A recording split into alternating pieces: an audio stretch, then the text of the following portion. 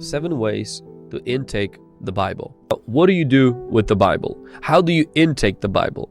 Number 1, read it. In fact, even Jesus in Matthew 19 verse 4, he asked this question. He says, haven't you read? And he's talking about the scriptures. Read it. The Bible says in Matthew 4:4 that man shall not live by bread alone, but by every word that proceeds from the mouth of God. Why should you read it? Because in 2 Timothy chapter 3 verse 16, it says that all scripture is God breathed, meaning God breathed into the scriptures. If you remember when God made Adam out of dust, out of dirt, but then he breathed into Adam and Adam became living soul.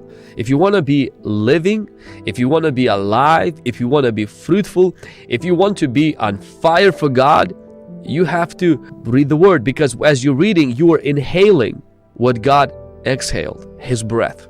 Wow, that's incredible. The breath of God is in the scriptures. You will inhale the breath of God.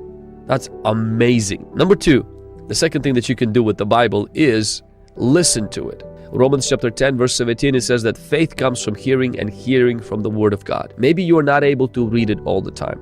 Listen to it. Get an audio Bible. Most of the Bible apps have an audio version for it for free.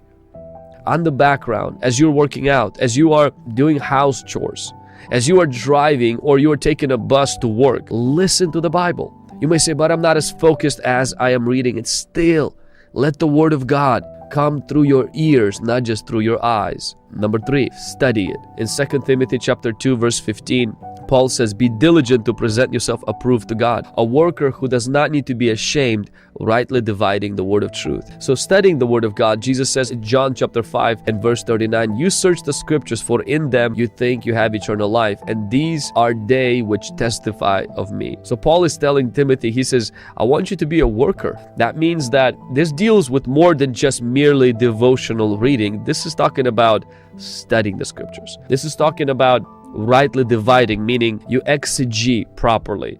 Instead of eisegesis, where you are imposing your meaning onto a text, you practice exegesis, meaning you're allowing the text to reveal its meaning to you. You're using commentaries, you're using different translations, you're reading the whole passage a chapter before and chapter after. You don't jump into conclusions. You're working on that. And the Bible calls Timothy to be a worker, meaning you got to work that word, brother.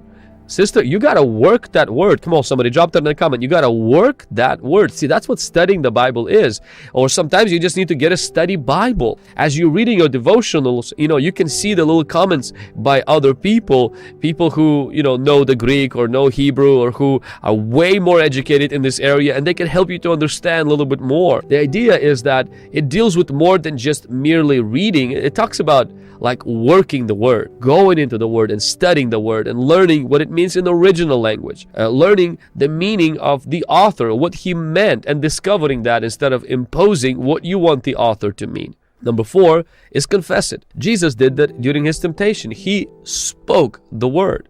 Matthew 4:4, Joshua 1:8, it talks about don't let the book of the law depart from your mouth, meaning confess it, speak it. Something happens when you speak God's word is that it actually could redirect your thoughts. It could change your mood. Sometimes you have a thought battle where thoughts are kind of bombarding your mind, and so many people are trying to fight bad thoughts with good thoughts. It doesn't work. If you want to fight bad thoughts, you got to fight them with the word of God, and the best way to do that is to speak God's word. Exactly, just like that. A bad thought comes, you just speak it. You speak the opposite of what the word of God teaches. I'm not talking about name it, claim it, blab it, grab it, confess it, and possess it. I'm not talking about that. I'm talking about using God's word as a sword, using God's word as a weapon against the fiery darts of the enemy. But to do that, you have to know God's word.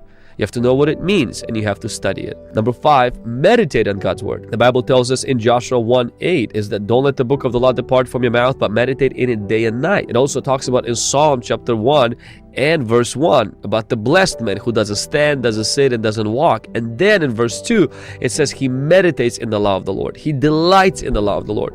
In verse 3, it talks about he will be like a tree planted by the rivers of water, and his leaves, they will not wither, and whatever he does, he will prosper. He will bear fruit in its season. What is this? It's the guy who's meditating. Now, Eastern meditation or New Age yoga meditation is different from the Bible meditation. All of the Eastern meditation is about emptying your mind. The biblical meditation is about filling your mind. Demonic meditation is all about being passive, just relax. Biblical meditation is aggressive. You actually are imposing the Word of God on your thoughts. You're not just trying to chill. You're actually going into a conquest. And Eastern meditation is actually a gateway to demons. But biblical meditation provides a visitation of the Holy Ghost. Come on, somebody. 6 is you can memorize the Bible. In Psalm 119, verse 11, it says, "Your word I have hidden in my heart, that I will not sin against you." So memorizing, like how did Jesus quote the Bible in the wilderness? I'm pretty sure he didn't have scriptures with him, but he had it in him. Yes, he was the Word, but he also, as a Jewish boy and man, he memorized the scriptures.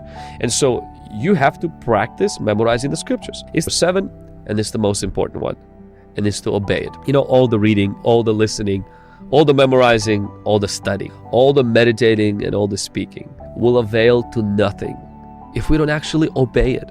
In fact, when I was trying to find verses for all of these things that I'm sharing with you, like in the teachings of Jesus, I found almost no verses of Jesus specifically and clearly telling his disciples to read the Torah or to memorize the Torah. Like the verses that I've used are just, honestly, it's implied in those verses, but it's not directly. You know what Jesus constantly talked about? Is actually obeying the Bible. Remember the parable about, building on the rock and building on the sand? Well, what is that parable all about? He didn't say, oh, anybody who doesn't read the word. He says, anybody who doesn't obey it is like a man.